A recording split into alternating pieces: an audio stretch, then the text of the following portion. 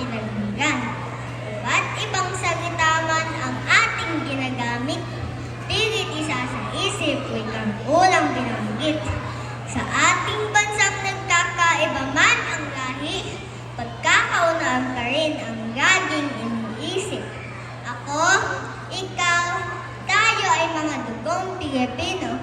Pilipinas itong bansang ating isa isip at isa puso. Ito ang magdadala sa atin sa iba't ibang panig ng mundo. Pagiging mapagmag sa kapwa at kahit na sino. Iisa ang itong lahing ating pinagmulan, wikang katutubong ating pagtutuunan. Tungo sa pagpapaunlad nitong bansang Pilipino, sa buong mundo ay pagmamalaki, isa sa puso.